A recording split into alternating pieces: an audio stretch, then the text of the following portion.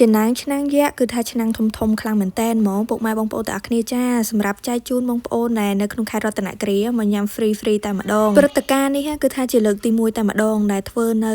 បឹងកសែងនៅគ្រួសារដំរីបងប្អូនហើយមនុស្សគឺថាមកច្រើនកកខ្លាំងមែនតែនហ្មងបើនិយាយពីថាចំណាំងយើងវិញមានតាំងពីចំណាំងសាច់គោមានតាំងពីចំណាំងជើងជ្រូកបងប្អូនគឺថាចម្រុះលាយគ្នា2 3ខ្ទះធំតែម្ដងណាសូម្បីតែខ្ញុំនេះក៏ចាំមកភ្លក់ចំណាំងនឹងគេឯងដែរហើយនេះគឺជាចក្រានយៈឆ្នាំងយៈយើងពុកម៉ែបងប្អូនទាំងអស់គ្នារំងាស់ជាមួយនឹងចំណាំងក្តៅហុយតែម្ដងរងចាំបងប្អូនយើងមក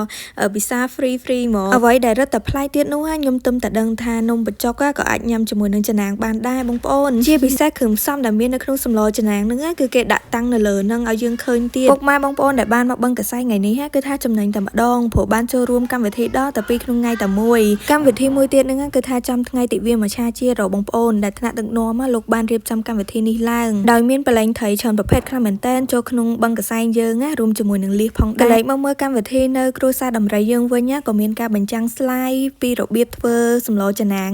ពីបងប្រុសដែលជាម្ចាស់ហាងផ្ទាល់ផងដែរបងប្អូននៅគ្រួសារដំរីនេះបងប្អូនគឺថាសម្បូរល្វាស់ញ៉ាំខ្លាំងមែនតែនដូចជានំពពាអីនេះបងប្អូនចង់ញ៉ាំអាចមកហៅនៅគ្រួសារដំរីបានណានំបងស្រីនេះមុនគាត់ដាក់គឺគាត់សួរយើងទៀតថាយើងចូលចិត្តផ្អែមតិចផ្អែមខ្លាំងអីយើងប្រាប់គាត់ទៅគាត់អាចដាក់តាមតម្រូវការយើងបានបើនិយាយពីគ្រឿងផ្សំគេគឺថាមានច្រើនមុខមែនតែនហ្មងជាពិសេសហ្នឹងគឺថាសាច់ដូងខ្ចីនេះបងប្អូនញ៉ាំទៅគឺថាឡើងឈ្ងុយថែមជាមួយនឹងទឹកដោះគោខាប់អីបន្តិចទៀតទៅ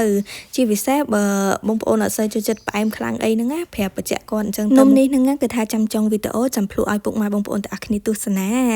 សំខាន់ហ្នឹងគឺថាសាច់នំឡើងទន់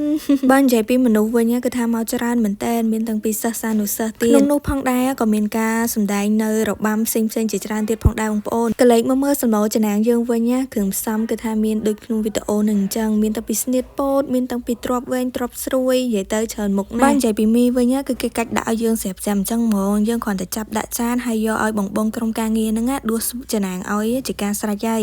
កុំភ្លេចឲ្យសោះជាមួយនឹងពឃីវបុកនេះបងប្អូនជាពិសេសអ៊ំពូមីងបងប្អូនយើងចូលរួមគឺថាម្នាក់ពោពេញដោយស្នាមញញឹមតែម្ដងដែលជាទស្សនភាពកម្រឃើញខ្លាំងមែនតើមកកម្មវិធីនេះគឺថាចំណេញលើចំណេញតែម្ដងបានទាំងសប្បាយបានទាំងញ៉ាំឆ្អែតសំខាន់គឺអត់អស់លុយទេបើនិយាយវាថាស្តង់ផ្លែឈើធម្មជាតិយើងអីគឺថាមានច្រើនមែនតើហ្មងមានតាំងពីតារ៉េនមានតាំងពីសាវម៉ាវហើយឥឡូវខ្ញុំអត់ចាំយូរទេគឺថាចាប់ដើមភ្លក់ភ្លាមនៅនឹងតែម្ដងតែ free តែចំណាំងឯណាបងប្អូនស្តង់ផ្សេងទៀតគឺគេយកលុយធម្មតា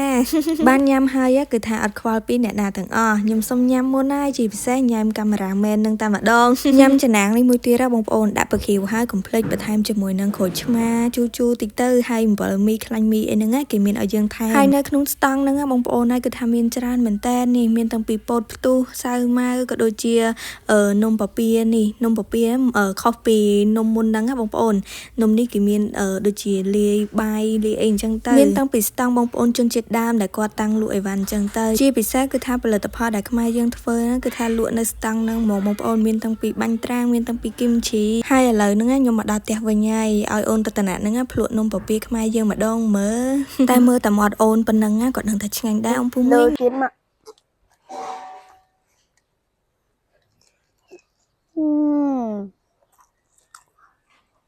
និយាយពីឆ្ងាញ់ហ្មងនំខ្មែរយើងអ៊ំពូមីង